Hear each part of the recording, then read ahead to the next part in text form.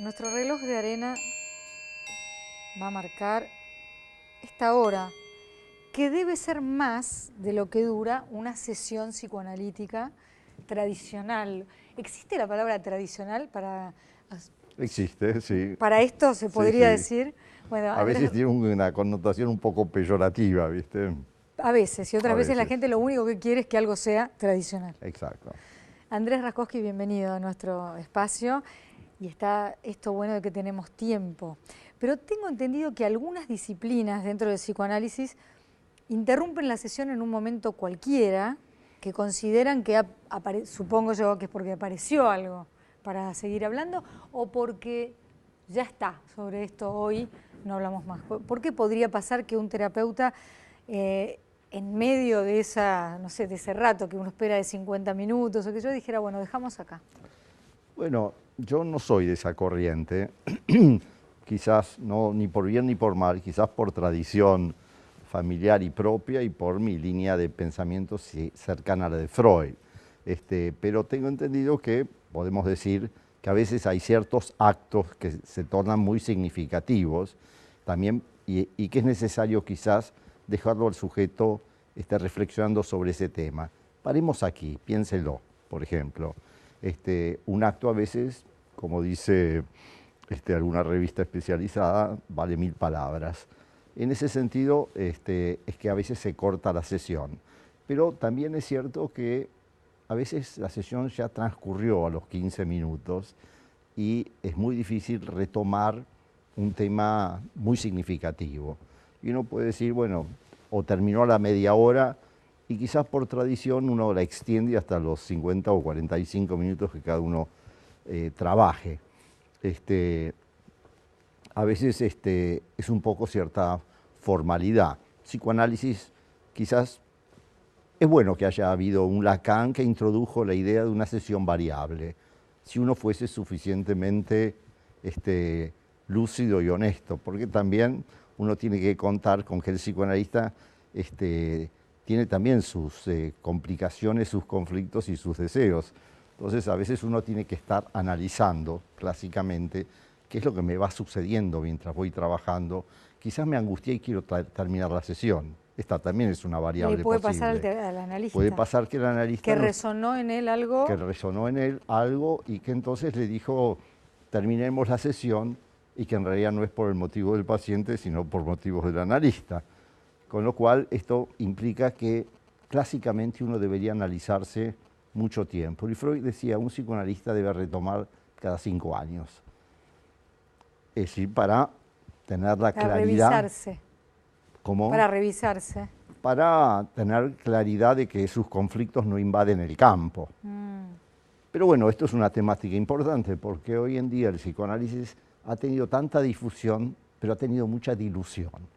Y en ese sentido, muchos psicoanalistas no se han analizado suficientemente. Dilución en términos de lo light, o sea, todo se ha relativizado, como se relativizaron tantas cosas en este mundo en el que nos toca vivir ahora. Se relativizó, digamos, en el mundo convencional, no se relativizó en las instituciones científicas, al menos yo defendería las fundadas por Freud, o quizás las más serias en general. ¿Se preguntan muchas veces ustedes qué pensaría Freud de esto si viviera hoy en el siglo XXI?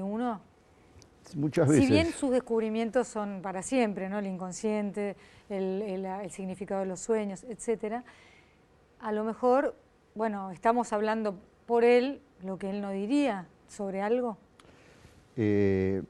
Bueno, me parece que sí, que seguramente muchos de los deslizamientos que se han producido dentro de nuestra ciencia, en el sentido de incorporación de cosas a veces lúcidas y a veces útiles, y a veces deslizamientos fuera de lo que sería el tronco psicoanalítico o los pilares de su teoría. En ese sentido, las instituciones fundadas por Freud, el movimiento psicoanalítico internacional, intentó sostener los pilares y cierta rigurosidad y selección entre los terapeutas. Pero, bueno, el mercado, el desarrollo, la importancia, la demanda y el hecho de que el psicoanálisis se formó sin un título oficial. Es decir, claro, pero primero había que ser médico, antes se exigía ser médico primero. claro, ¿Sí o no? porque como no había ninguna práctica sancionada por el Estado, si vos eras médico, Podías en ese ejercer. sentido podías ejercer. Y eso fue lo que protegió la Asociación Psicoanalítica Argentina, que se fundó en 1942. Entonces había que ser médico. Los psicólogos no estaban autorizados a trabajar clínicamente. Claro. Pero también exigía entonces la institución los años de estudio Claro. dentro de la institución de posgrado, después de... Sí. Porque a lo sumo de la Facultad de Medicina saldrías con alguna materia sobre lo psicosomático, ni siquiera. sobre lo psiquiátrico. Claro. Sobre lo psiquiátrico. Y la psiquiatría era una oposición al psicoanálisis en aquel entonces. Claro. Entonces, lo más importante no era solamente lo que estudiabas, sino cómo te formabas en tu propio análisis, que se existían 4 sesiones semanales durante un periodo muy prolongado de tiempo. Podríamos decir, los psicoanalistas de mi generación, y yo lo podría decir con orgullo, yo creo que me he analizado 30 años. Es decir, revisando mi problemática, y podría decir, no iba más allá de una neurosis común. Vamos a que por un minuto yo sea abogada del diablo y me imagine que en algún hogar que nos están viendo ahora, alguien dice, pero ¿cómo? Se pasó 30 años de su vida durante 4 veces por semana frente a un otro o de espaldas a un otro, ¿haciendo qué? Vamos a hacer como que yo te desafío. O sea, yo creo saber, pero creo saber lo que puede pasar con una persona porque en el fondo no termina nunca, porque uno puede seguir tratando de... Eso es un texto de Freud. El analizable es finito o infinito. Te pasan tantas cosas y te han sucedido tantas cosas en tu infancia que es necesario proseguir porque la neurosis retorna y retorna o se puede concluir en algún momento. Freud decía se puede concluir, pero un terapeuta que está tan bombardeado por el vínculo íntimo con sus pacientes, además de lo que le sucede personalmente, tiene que retomar cada 5 años. Entonces yo podría decir, mira espectador, yo me analicé 30 años para mantener mi práctica y el violín bien afinado. Es decir, que la problemática mía, que no sería, digamos, más allá de la normalidad común o de la neurosis común, me comprenda cada vez más. Y sí, podríamos seguir aquello que decía el frontispicio del oráculo de Delfos y que retomó Sócrates también. Conócete a ti mismo. Y para trabajar en la intimidad con un otro es necesario conocerse mucho para no invadir con la problemática de uno o para que no resuene. ¿Puede pasar con una persona que va cumpliendo años, ya hablemos de un paciente, ya no de un terapeuta, ¿no? Una persona con la misma, su infancia queda intacta porque así fue de una determinada manera, pero que... Pero podríamos decir, atravesó el narcisismo y el Edipo y lo tuvo que resolver de alguna manera. Eso ahora te pregunto de nuevo para que me lo expliques bien, pero supongamos que me pasaron unas determinadas cosas, me tocaron los padres que me tocaron, mi madre me tocó no sé, suponete que me tocó obsesiva, mi padre me tocó más displicente, no importa, me dieron, no me dieron, me quitaron, estuvieron, eso me pasó. Y que a medida que yo viva pueda resignificar esa misma historia, del mismo modo que si me dan a leer el libro El Principito a los 8, veo unas cosas, a los 15 leo otras y a los 22 leo otras, o lo más importante es que si fui cambiando de terapeuta, fueron miradas diferentes sobre esta problemática mía, o sobre esta historia, ni siquiera pongámosle problemática. Bueno, cada terapeuta tendrá una línea de trabajo. Tiene una línea de trabajo, podríamos decir, anhelaríamos que tengan puntos en común fuertes. Anhelaríamos... Es de esperar... Es de esperar que no haya un error importante. Sí. Ningún cirujano trabaja exactamente igual al otro. Si bien esta es una disciplina un poco diferente, la reconstrucción de las situaciones traumáticas, es decir, los acontecimientos emocionalmente más duros de su infancia o de la de sus padres, tiene que ser bastante similar. Por más que un terapeuta pueda significar algo de una manera o de otra. Pero podemos decir, lo esencial es lo que se va descubriendo uno mismo. Es decir, que el terapeuta solamente va abriendo y abriendo interrogantes Por para eso el que... famoso ¿y a usted qué le parece? ¿Y a usted qué le parece? Es como Que se una convirtió... maqueta del Claro, psicoanalista, pero eso es así. y eso es ¿Y a usted así. qué le parece? Salvo cuando hay mucha defensa por parte del paciente, que no quiere aceptar ciertas cosas o no las quiere ver. Nadie quiere saber de las cosas más dolorosas de su mamá o de su papá. Y entonces uno se aproxima con cautela, porque si no va a haber mucho rechazo, y mucho rechazo a la terapia también, o mucho odio contra el terapeuta, o se va a transferir, decimos, y este es el tema de la transferencia, sobre el terapeuta el enojo, que en realidad inicialmente se podría tener con los acontecimientos de mamá o de papá, y se transfiere sobre el terapeuta, y eso genera mucha resistencia al tratamiento. ¿Sirve que una persona se analice porque la mandan a analizar? En general está contraindicado que uno se analice por orden de otro. Lo que sucede es que todos tenemos como digamos, un imaginario sobre qué es analizarse. Y a veces una persona no quiere y se resiste enormemente, pero cuando comienza la relación y se va dando cuenta el diálogo que no ha tenido con otro nunca, y el que nunca podrá tener con otro que no sea un psicoanalista, avesado, entonces después aparece un deseo propio de analizarse. Pero hay que tener la tolerancia al dolor que implica analizarse. Siempre. Y yo creo que siempre implica un dolor importante. Porque se va a caer alguna estructura que yo tenía muy prolijita. Y porque los síntomas están dados en general, la angustia o las inhibiciones, por cosas de uno mismo que uno rechaza o de la familia. Y que eso que retorna genera síntomas, inhibiciones, angustias o actuaciones. Es decir, actos a veces violentos, a veces masoquistas. Hablaste del narcisismo y yo te paré porque dijiste que hay que atravesar, dijiste, no sé si la palabra fue atravesar, el narcisismo y el Edipo, dijiste. Esas son dos cosas clave. Son dos situaciones teóricamente De amplias, la que nadie escapa. de la que nadie escapa y que son constitutivas de nosotros mismos, ¿no? Es decir, nadie puede no intentar resolver el Edipo, es decir, la rivalidad con el padre del mismo sexo, el deseo por el padre del sexo opuesto, y tiene que resolverlo de alguna manera o quedar muy detenido en esta problemática. Yo a menudo digo que el final de la relación de un hombre con su padre tiene que ser la alianza padre-hijo. Y esto implica resolver muchas situaciones porque inevitablemente tenemos rivalidades, competencias y también el gran tema que descubrió mi padre o con el cual trabajó tanto, que es el filicidio, como vos mencionaste hace un rato, afuera de cámara. Es decir, mi padre investigó y se dio cuenta que en realidad el mito edípico comienza con el hecho de que el padre manda a matar a su hijo.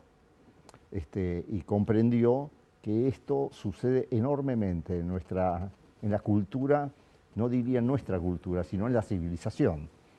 Freud hizo una teorización acerca del origen de la cultura, tomando el Edipo, y amplió la idea del Edipo a un padre que mata a sus hijos, los castra y quiere apoderarse de todas las mujeres de la pequeña tribu o de la horda salvaje.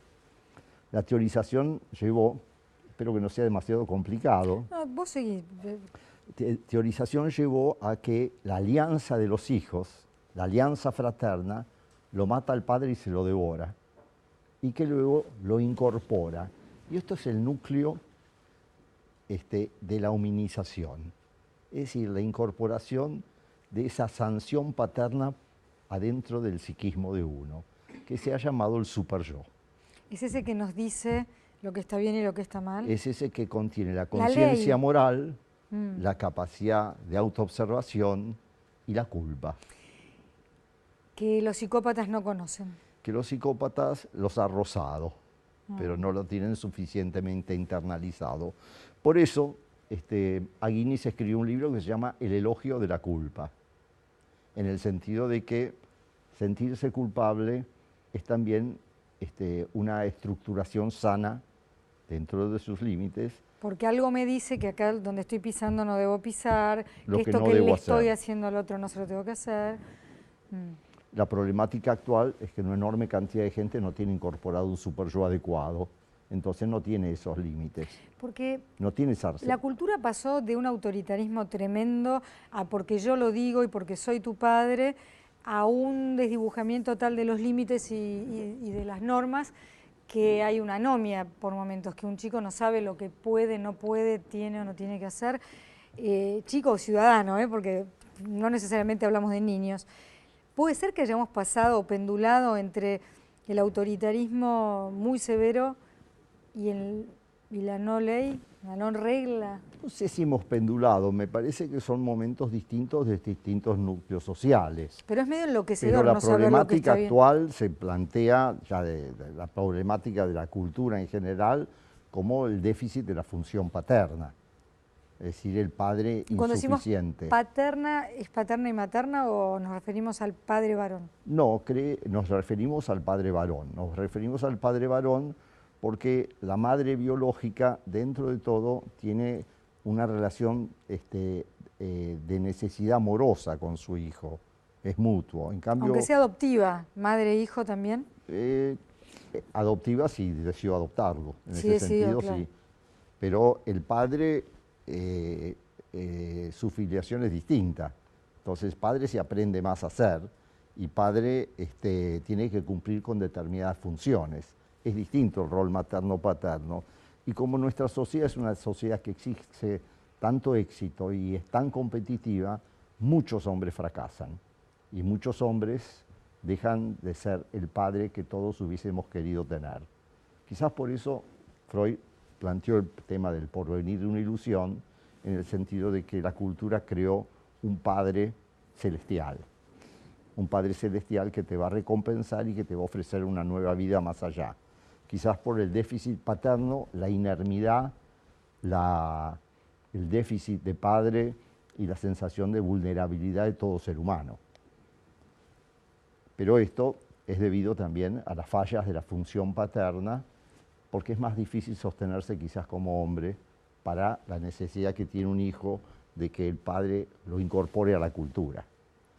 Quizás a la cultura sea a la estructura económica, que le dé las insignias de la masculinidad, que le ofrezca protección, que le brinde un camino hacia algún ideal. Y esto, digamos, Freud lo planteó como que, bueno, las religiones se hicieron cargo en cierta medida de plantear un padre protector en el cielo. Pero todas, fíjate que el otro tema que mi padre tomó en ese sentido... Estamos hablando de Arnaldo Raskowski, por Estamos si alguien, hablando de Arnaldo tu padre, Raskowski. que además casado con una psicoanalista y tu hermana psicoanalista, o sea, lo de ustedes es impresionante, pero para que si alguien después quiere buscar, tanto como buscarte a vos, estamos hablando mucho de don Arnaldo, a quien tuve el privilegio enorme de conocer. Me encantó haber conocido a tu padre por ser amiga de tus sobrinos y esas cosas, y vecinos.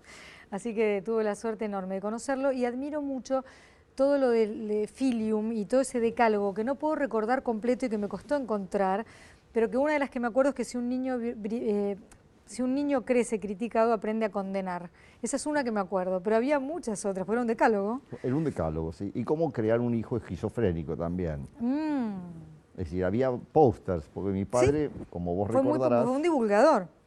Un divulgador, tuvo Estaba en la el televisión. doble mérito, además de ser un tipo con mucho humor Mucho. Y vivir con mucha felicidad, fue un divulgador extraordinario del psicoanálisis, pero al mismo tiempo fue un creador teórico, porque fue él quien observó que las tres religiones monoteístas se desprenden también del mito de Isaac y Abraham. Es decir, Abraham está ordenado por Dios a sacrificar a su hijo Isaac. Y de acá aparecía también el tema de la matanza del hijo. Y que un ángel protector, cuenta el mito, detiene el brazo asesino de Abraham. Isaac sale protegido. Pero podemos hacer una reconstrucción histórica y cómo esto está presente en todos los mitos. Y mi padre tuvo la lucidez de darse cuenta de que hay mucho más filicidio que parricidio, aunque quizás el parricidio es lo que instaló la cultura. por la incorporación de la figura del padre, que de alguna manera también era querido. Pero si tomamos las estadísticas, nos vamos a ver que cotidianamente hay algún filicidio. Toma cualquiera de los diarios de cualquiera de ¿Te nuestros acordás países. de algún otro punto de Filium? Del Del Decálogo, bueno, Decálogo. después creó esta institución para la protección de los hijos del mundo, que se hizo internacional. Filium. Filium, de Bovici en París, existe todavía en España, Aray en Colombia, y así en Brasil. Nos en están muchos viendo lugares. en esos lugares. Los decálogos... Yo creo que hoy habría que, yo pido por favor, ya que estamos, pensémoslo juntos, reconstruir ese póster que me costó tanto encontrar, se encuentra en una letra muy pequeñita, y no me parece que sea un momento en el que hayamos pasado de grado y no lo necesitemos, creo todo lo contrario. ¿Qué podemos hacer para...? Tengo un amigo que tiene una institución para chicos discapacitados que lo tiene puesto en la pared, al póster. Bueno, después hablarnos de este amigo y a lo mejor que le saque una foto y podamos desgranar uno por uno. Seguro que es con... ¿Y cómo es esto de cómo criar un hijo esquizofrénico? Para saber lo que no tenemos que hacer. Bueno, hablaba de las condiciones de una madre tan contradictoria. El doble mensaje famoso. El doble mensaje en aquel momento era muy importante, el doble mensaje, el abandono, la crítica excesiva, las expectativas o la problemática de la madre volcada sobre su hijo. Creo un esquemita, pero era interesante la campaña que hizo nacional, internacional, acerca de cómo proteger a nuestros hijos de nosotros mismos. Quizás en ese sentido coincidía con mucho, bueno, obviamente era un psicoanalista muy perceptivo, porque quizás no hay ningún análisis que no pueda concluir si uno no comprendió la patología de sus padres. Me parece que ese es un tema también interesante de lo que sería un fin de análisis. Es decir, haber comprendido quién es papá. Si los comprendió, también los pudo, si cabe la palabra, perdonar o tener alguna empatía, en vez de bronca eterna. Quizás hay algunos que son imperdonables. Puede haber, pero por lo menos entender, podés no perdonarlo, pero entender por qué... ¿De dónde surgió todo esto? Sí, entender. Que no fue en contra de este hijo, sino es la patología de un padre o de una madre, ¿no? ¿Se tiende a repetir así el modo en que uno fue criado, de alguna manera? Y los deseos de nuestros padres sin duda influyen tremendamente en nuestro destino y en nuestras elecciones y en lo que nos parece valioso. Y quizás la felicidad sea la resolución de las carencias de la infancia y de los conflictos de la infancia. Uno es feliz cuando logró aquello y muy a menudo es aquello que uno no tuvo en una infancia dramática y todas... ¿Cuánta gente hay que pudo dar vuelta a esas infancias terribles? Hay mucha gente que ha podido. Hay mucha gente que ha podido, sí. Y otra que se ha quedado fijada ahí y se compadece de sí misma. Y también eso aburre un poco, ¿no? Bueno, vos sabés que Freud llamó la pulsión de muerte aquello que genera esta repetición constante de nuestros conflictos y que no nos permite salir de esas carencias y esos traumas que aparentemente deberían haber quedado en el pasado. Pero la condición humana es que reaparecen y reaparecen y reaparecen y el yo tiene que resolverlos de alguna manera. Y resolverlos es acciones en el mundo exterior que permita que uno obtenga cierto grado de satisfacción, un poco de felicidad. Un poco de felicidad. Triunfando sobre las heridas de la infancia. Pero para eso puedo decir primero yo hay que... tengo la misma profesión que mi padre. Claro, claro. Pero también hay que recordar para eso, hay que poder recordar. Pero es importante recordar en el sentido tradicional del término recordar. Bueno, hay un artículo de Freud que se llama recordar, elaborar o repetir.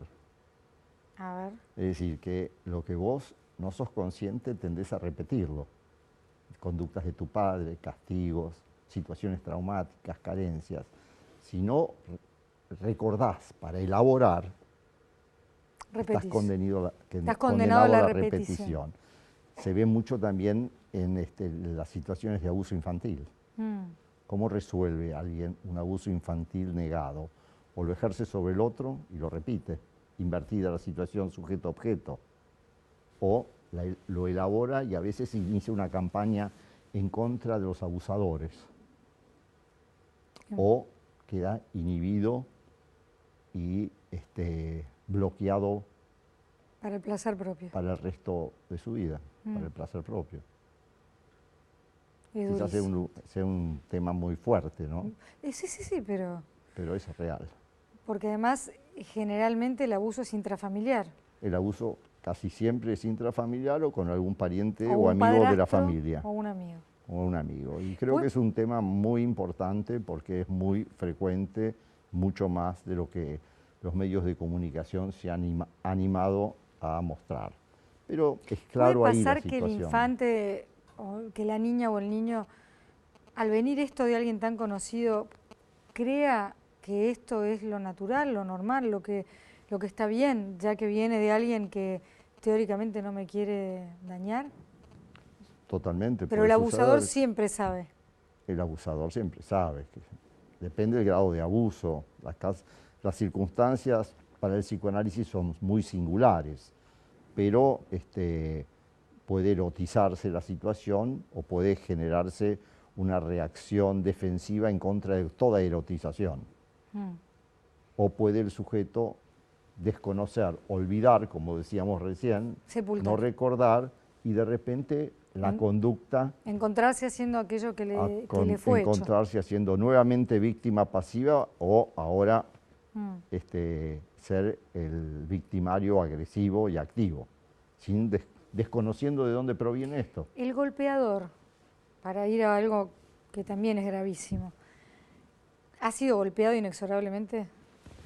Ha sido golpeado por la vida. Está bien, es alguien que... Es decir, muchas situaciones traumáticas, desconocidas, nuevamente, sin representaciones, generan un nivel de odio y el sujeto no sabe de qué. Y seguramente todos los violentos y las profesiones violentas que conocemos provienen de circunstancias donde el sujeto ha sido violentado sin saber de dónde viene y sin embargo tiene un caudal de odio que después vuelca a veces en una profesión, quizás en una buena resolución, y a veces la vuelca contra su mujer, sus hijos, o sí mismo. ¿Pero el violento sufre? El violento a veces sufre después, porque desconoce lo que hizo o no puede entenderlo. Por eso es cuando va y pide perdón. Pero goza también cuando lo hace, cuando es más consciente. El masoquista también goza. Son patologías de la violencia. Que hay que tratar de... Pero podemos decir, bueno, de la gente que ha estado en la guerra, hay 500.000 soldados en Estados Unidos que estadísticamente se van a suicidar 10 o 20 veces mayor que la población común, porque lo que han visto y lo que han padecido no lo pueden resolver. Entonces la tasa de suicidios es elevadísima. Y ese es otro tema importante. ¿Y se puede tratar eso?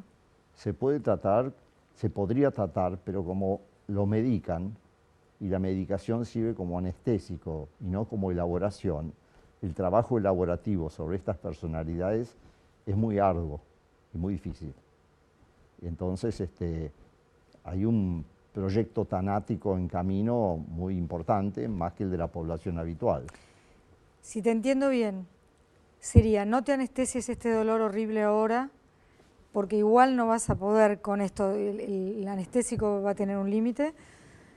Sentí este dolor, ponerlo en palabras y alguna chance vas a tener de resolverlo. Pero el inconsciente es el discurso del otro. A ver, a ver. Es decir, vos no lo vas a poder elaborar. Si no estás con un terapeuta que le ponga palabras a muchas de las cosas que vos no te das cuenta, que te están sucediendo. ¿Esas palabras liberan del dolor? Y esas palabras ayudan a comprender. Y entonces en ese momento vos vas comprendiendo lo que sufriste, el dolor terrible de lo que sucedió, y toda esa elaboración lenta pero significativa puede salvarte. De verdad. Pero atravesando... Hay que poder atravesarlo. Hay que poder soportar el dolor. Y no solo, por supuesto. Soportar el dolor, sí. Quizás si sos una persona joven, es necesario hacerlo. Pero bueno, lleva un trabajo importante, pero puede cambiar tu vida y la comprensión. Pero la cultura no siempre favorece eso, la cultura es económica. Tenés que estar bien.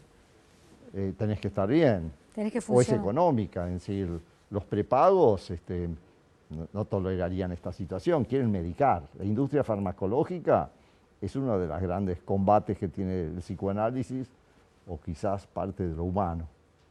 Porque la píldora de la felicidad, la píldora de me levanto y funciono, la píldora de duermo. Y podremos pensar, Silvina, ¿vos te parece, el futuro será elaborativo, será reflexivo, será la posibilidad de comprender la historia de cada uno, que hoy en día uno la ve en la pantalla, porque cuando vas al cine y cuando ves la serie, te captura y te conmueve aquello que es significativo para vos, porque de alguna manera está desplazado algo de tu temática. Y entonces vos, es elaborativo en alguna medida. Quizás las películas que más te conmueven y más significativas podrían hablar de vos, indudablemente. Claro. Pero ¿el futuro es ese o el futuro es químico? Y la propuesta química gana terreno. Y gana terreno porque... Por la inmediatez. Por la inmediatez. Las drogas ganan terreno. Cualquier droga. El alcohol. Cualquier droga. Son muy distintas. ¿Es verdad que adicción viene de no dicho? ¿O es un invento eso? Pero igual está buenísimo. Adicción, sí, eso no dicho. Estaría ligado a lo que estamos diciendo. Es decir, todo aquello... Por eso asocié libremente eso. Se nota que te analizaste. Todo lo que no voy a decir va a aparecer de alguna manera. O lo que no podés decir. Lo que quedó silenciado y no sabés. Pero es como un caño que tapo acá con algo, pero si no lo... ¿De algún lado va a salir el agua? Y habitualmente... El dedo va a aguantar un rato. Pero... Te va a establecer limitaciones o va a retornar. Podemos decir, metámonos en el psicoanálisis. ¿Te va a retornar cómo? ¿En conducta o en psicosomática? Te va a retornar... Son dos cosas distintas. Son totalmente distintas. Una conducta es algo que probablemente sea contra otro. O que te suceden accidentes. ¿Por qué me suceden accidentes? Todo el tiempo. O ¿por qué me peleo todo el tiempo con esta persona? O no tengo amigos yo porque la gente es insoportable.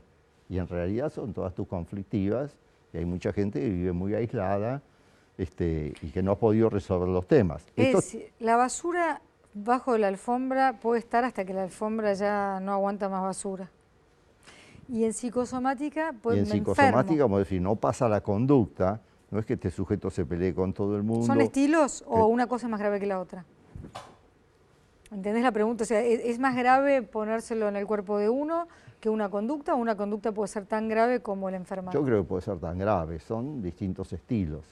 Pero lo volcás sobre la psicosomática, que es un tema muy importante. Muy interesante. Muchos lo llaman estrés, podríamos decir. Sí. El estrés en realidad es una caja negra que dicen los médicos, pero dentro del estrés están los duelos, las situaciones no resueltas, la insatisfacción de lo no logrado, las situaciones... ¿Cómo es que esta civilización actual no permite llorar a un muerto? No nos damos ni el tiempo.